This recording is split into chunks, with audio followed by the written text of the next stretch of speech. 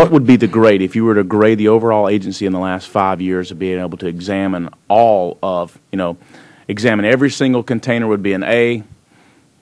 What grade would you give the agency? It would be. I would give it an incomplete for the following reason, sir. I think the point I was trying to make in my testimony, if I were to try to grade, we're in politics. I understand. If I were well, that's why I gave it incomplete. While I would try to argue that in examining at the physical border every single shipment, I would probably give CBP as an F for collapsing the American economy. It's just not possible to do, and I think you'll hear from the next panel is that nobody wants us to examine every shipment. What we need to do a better job of, and I think we do a fine job actually, of being able to target the high-risk commodities and take the verification activity that needs to take place at the right point in the supply chain. I would suggest to you that the paradigm of intensive cargo examinations at the physical border in Detroit or Los Angeles or New York or Laredo, when we had a quota system in place and we suspected illegal transshipment from the Far East, that was a right point in the supply chain to take a look at that activity. However, since those admissibility issues no longer exist for the most part, and our risks are primarily related to free trade agreement and qualifications within those free trade agreement, physical inspection at the border looking for the sweater is really not the right place to be doing that, nor is it the right skill set for our uniformed officers to be looking at that. This is where you might want to deploy better risk analysis with our targeters in our national targeting analysis groups in New York and in headquarters, where we might want to use more robust use of our auditors and import specialists that understand production records and internal control system evaluation, looking at qualification processes by the supply chain as opposed to the good themselves.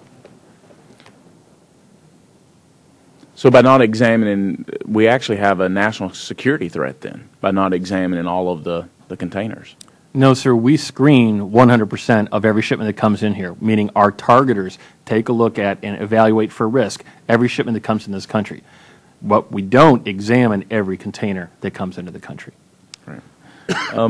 So what are some improvements that as members of Congress, I think, so often we, want to beat up an agency or talk about what are things that we can do to help.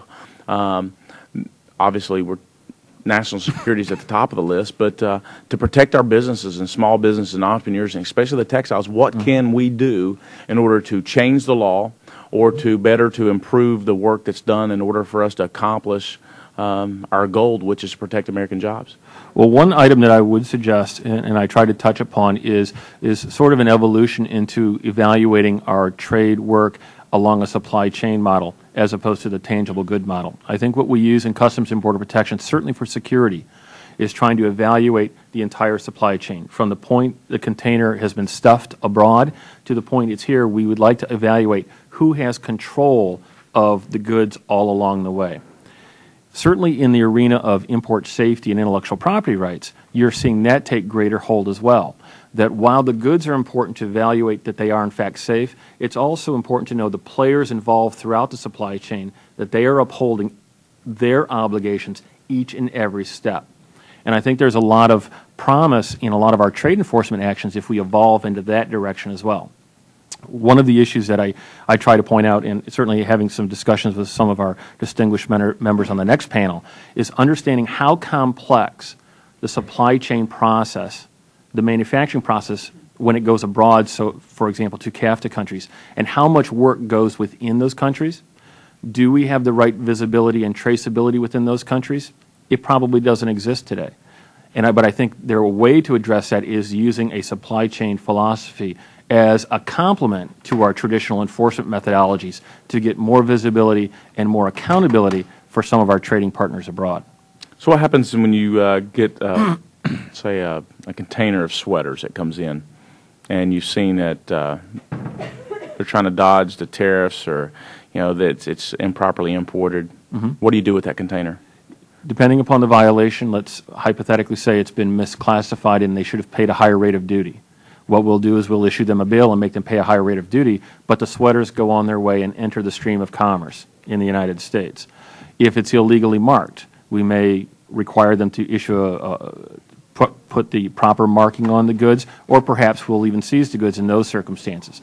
But for the vast majority of circumstances where we would have kept those goods out of the stream of commerce, when the quota regime went away through the WTO agreements, we no longer do that. Now it's usually a financial issue, a financial remedy that's applied. So how much money is recovered typically of the fines? That I would probably have to get back to you with some exact numbers. So that actually could be a source of revenue, probably lost revenue from the federal government, and probably not collecting those tariffs. And I think what we could probably provide to you in a follow-up, sir, is to take a look at what is our compliance baseline shows the statistical risk for those kinds of issues, and give you some sort of idea of what that dollar amount would be.